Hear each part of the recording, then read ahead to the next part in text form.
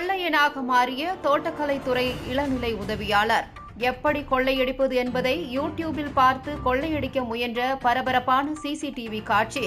பெண்ணை கொலை செய்ய முயன்ற கொள்ளையன் அதிரடியாக கைது. அரசு அதிகாரி கொள்ளையனாக மாறியது எப்படி என்பதை விளக்குகிறது இந்த செய்தி தொகுப்பு. கோபி அருகே உள்ள கேத்தம்பாளையத்தில் வீட்டிற்குள் புகுந்த முகமூடி கொள்ளையனை பார்த்து சத்தமிட்ட பெண்ணின் கழுத்தை நெரித்து கொலை செய்ய முயன்ற தோட்டக்கலைத்துறை இளநிலை உதவியாளர் கைது செய்யப்பட்டு சிறையில் அடைக்கப்பட்டார். கோபி அருகே உள்ள கேத்தம்பாளையம் கிராமத்தை சேர்ந்தவர் நடராஜ் ஆயுள் காப்பீடு நிறுவன முகவராக வேலை செய்து வருகிறார். நடராஜன் அவரது மகன்கள் ஆளுக்கொரு அறையில் தூங்கிய போது நடராஜனின் மனைவி காஞ்சனா வீட்டின் முன் அறையில் கட்டிலில் தூங்கிக் கொண்டிருந்தார். நடராஜ் நள்ளிரவில் சிறுநீர் கழிப்பதற்காக கதவின் தாழ்பாலை நீக்கிய வீட்டிற்கு வெளியே சென்றபோது அங்கு காத்திருந்த முகமூடி அணிந்த கொள்ளையன் புகுந்துள்ளான். கொள்ளையனை கண்டு அதிர்ச்சியடைந்த காஞ்சனா சத்தமிடவே ஆத்திரமடைந்த கொள்ளையன் அவரது கழுத்தை நெரித்து கொலை செய்ய முயன்றான். அவரது அலறல் சத்தம் கேட்டு அவரது மகன் சுகந்த் வந்தபோது மர்ம நபர் தாயின் கழுத்தை நெரித்துக் கொண்டிருப்பதைக் கண்டு அதிர்ச்சியடைந்தார். அதற்குள் நடராஜனும் வருவதை அறிந்த கொள்ளையன் வீட்டை விட்டு வெளியேறி இருட்டில் தப்பியோடினார். இது குறித்து நடராஜன் அளித்த புகாரின் அடிப்படையில் கடத்தூர் போலீசார் உடனடியாக நடராஜனின் வீட்டிற்கு சென்று அங்கு பதிவாகியிருந்த சிசிடிவி கேமரா பதிவுகளை ஆய்வு செய்தனர். சிசிடிவி கேமரா பதிவுகளை வைத்து வழக்கு பதிவு செய்த கடத்தூர் போலீசார் கொள்ளையனை தேடி வந்தனர். கோபி கிரைம் டீம் போலீசார் சம்பவ இடத்தில் கிடைத்த தடயங்களை வைத்து கொள்ளையன் குறித்த தகவல்களை சேகரித்தனர். அப்போது அதே பகுதியில் வசித்து வரும் திம்முசாமி மகன் தயானந்த் என்பவர் கொள்ளையன் வந்து சென்ற சிறிது நேரத்திற்கு நடராஜன் வீட்டிற்கு வந்தது போலீசாருக்கு தெரிய வந்தது.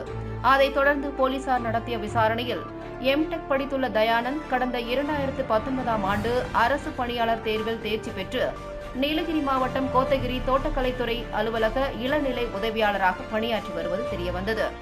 இவருக்கும் சிறுவலூரை சேர்ந்த பிரியா என்பவருக்கும் 3 ஆண்டுகளுக்கு முன் திருமணம் நடைபெற்றதும் இவர்களுக்கு 1.5 வயதில் ஆண் குழந்தை இருப்பதும் தெரியவந்தது. அதைத் தொடர்ந்து தனிப்படை போலீசார் தயானந்தை விசாரணை செய்தபோது சம்பவம் நடைபெற்ற போது நடராஜின் விவசாய நிலத்திற்கு அருகிலேயே தன்னுடைய நிலம் இருப்பதாகவும் விவசாய பயிர்களுக்கு தண்ணீர் பாய்ச்சுவதற்காக வந்ததாக தெரிவித்துள்ளார். இதற்கிடையே கொள்ளையின் குறித்த தடயங்களை சேகரிக்க ஈரோட்டிலிருந்து தடயவியல் அறிஞர்கள் கைரேகை நிபுணர்கள் மோப்பனாய் வரவழைக்கப்பட்ட போது தயானந்த் அங்கிருந்து மாயமானார்.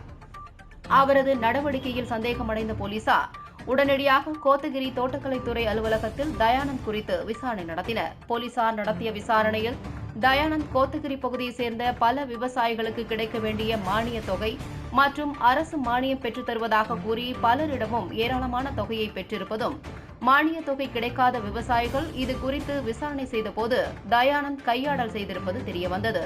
அதைத் தொடர்ந்து பாதிக்கப்பட்ட விவசாயிகள் தோட்டக்கலைத்துறை அதிகாரிகளிடம் புகார் அளிக்கவே அதிகாரிகள் தயானந்திடம் விசாரணை நடத்தியுள்ளனர். விசாரணையில் கையாடல் செய்ததும் அந்த பணத்தை வைத்து கோத்தகிரியில் 3 ஏக்கர் விளைநிலத்தை ஆண்டுக்கு 1.5 லட்சம் ரூபாய் குத்தகை என்ற அடிப்படையில் உருளைக்கிழங்கு பயிரிட்டதும் அதில் பல லட்சம் ரூபாய் இழப்பு ஏற்பட்டதும் தெரியவந்தது.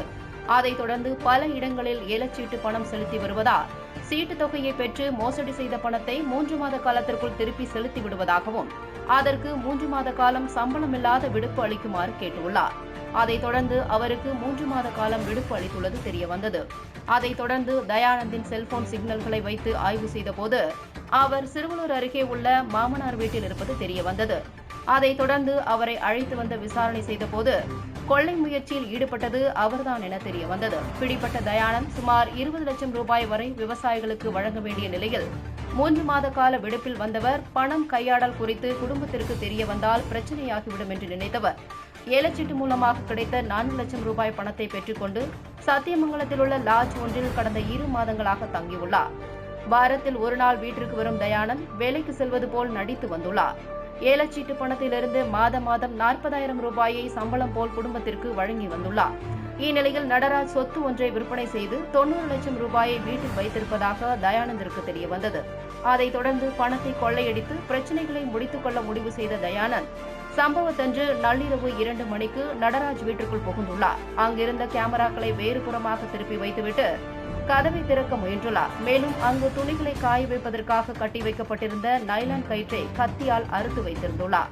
யாராவது சத்தமிட முயன்றால் கழுத்தில் இறுக்கி கொலை செய்யவே நைலான் கயிற்றையும் எடுத்துள்ளார். ஆனால் கதவை திறக்க முடியாத நிலையில் வீட்டிற்கு வெளியே 4 மணி வரை காத்திருந்துள்ளார். அப்போது நடராஜன் கதவை திறந்ததும் வீட்டிற்குள் புகுந்ததும் காஞ்சனா விழித்து சத்தமிடவே அங்கிருந்து தப்பியோடியுள்ளார்.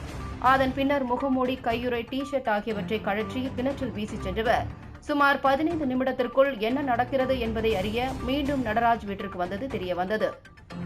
அதைத் தொடர்ந்து தயானந்தை கைது செய்த போலீசார் அவரை கோபியில் உள்ள நீதிமன்றத்தில் ஆஜர்படுத்தி சிறையில் அடைத்தனர். கைது செய்யப்பட்ட தயானந்த் செல்போனை தனிப்படை போலீசார் ஆய்வு செய்தபோது, தயானந்த் லாட்ஜில் தங்கியிருந்தபோது செல்போனில் வீட்டில் கொள்ளையடிப்பது எப்படி என்றும், எந்த நேரத்தில் கொள்ளையடிப்பது என்ற தகவல்களை செல்போன் மூலமாக யூடியூபில் பார்த்துள்ளது தெரியவந்தது. அரசு அதிகாரியே கொள்ளையனாக மாறிய சம்பவம் பரபரப்பை ஏற்படுத்தியது.